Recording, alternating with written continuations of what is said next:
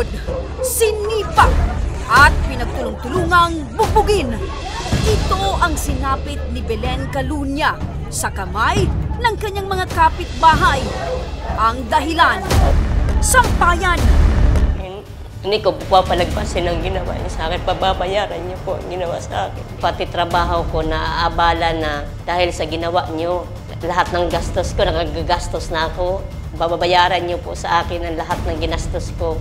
Nabalian na ako ng boto sa rib. Sila po, wala pong binibigay po sa akin na tulong pa.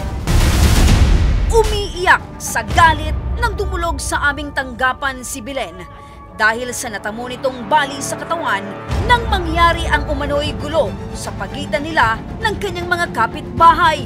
Sana dapat tinuluyan na lang nila ako. Isa ngayon po na ang nararamdaman ko po ngayon, lahat po ng sakit nararanasan ko ngayon na hindi ko naman yan expected na mangyayari yan sa akin dahil lang po sa sampayan na maliit lang naman sana na bagay. Sinabi ko po yun sa kanya na dapat putulin na lang lahat para wala na pong magrereklamo tapos maliit lang po na bagay, di ba yan? Pwede naman sana pag-usapan. Doon siguro dati na po talaga yung gusto sa kanya, hindi siya pumayag. Hinila niya po ako papunta sa kanila. Tapos pagdating po doon sa kanila, sabi niya, bakit mo nga niya papaputulin tong sampayan na ito? Eh hindi naman nga niya nakaano sa ganito. Dahil sa hindi nila pagkakaunawaan, ay dito na nag-umpisa ang kanilang mainit na diskusyon na nauwi sa pananakit. So, pagkatapos noon, naihinila ka na? Di ba po, bumalik na po ako. Ginanyan niya po yung mukha ko, kaya may sulat ako dito. Maya-maya, hindi talaga siya umaano, daldal siya ng daldal. Pagkadaldal niya, bigla na lang niya ako tinulak. Siyempre, pangalawa na naman po yung napagtulak niya sa akin. Umatrakan na po ako sa kanya. Tapos kami po, nagrambol na rin. Sino yung nakarambol mo na? Yung Elsa po. Yung Elsa muna po. Okay. Tapos, pagtapos nagrambol na po ni Elsa naman, sumunod na yung mga anak niya po.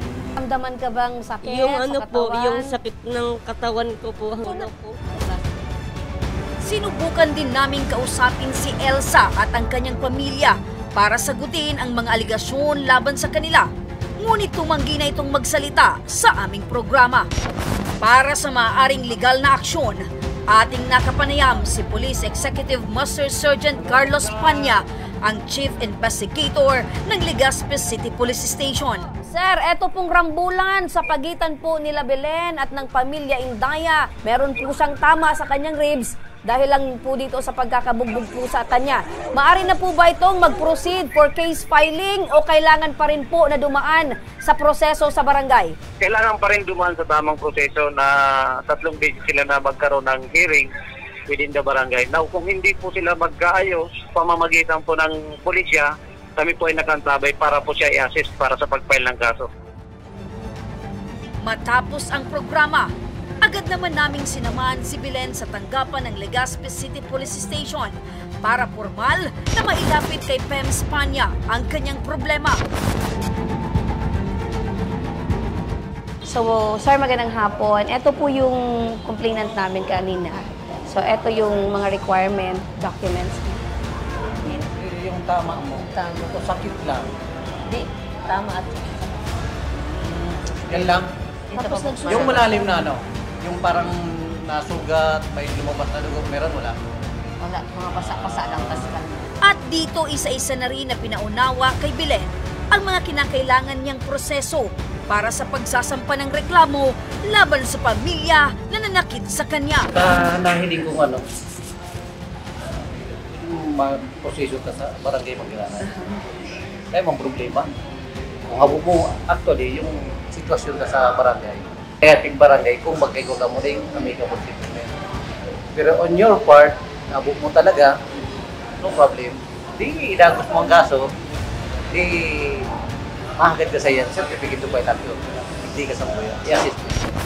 Dahil sa kinakailangan pa ni Belen dumaan sa mediation, ora mismo na din siyang sinamahan ng aming team sa kanilang barangay para magpa-schedule.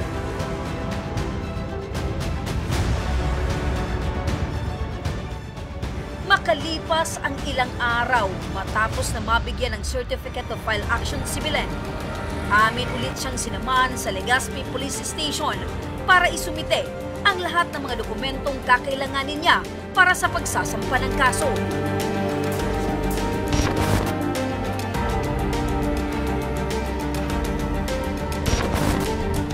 Dahil dito, hindi mapigilan ni Belen ang mapaiyak at matuwa dahil sa wakas ay paunti-unti niya nang nakakamit ang hustisya.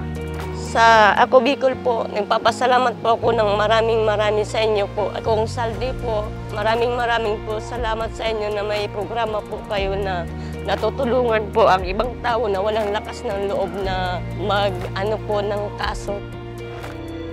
Ang karanasang ito ni Belen ay isa lamang na patunay na kahit nagawa man siyang pagkampihang sakta ng iba, bilang tao ay handa niyang putulin ang sampayan ng takot para manindigan na ipaglaban ang kanyang sarili.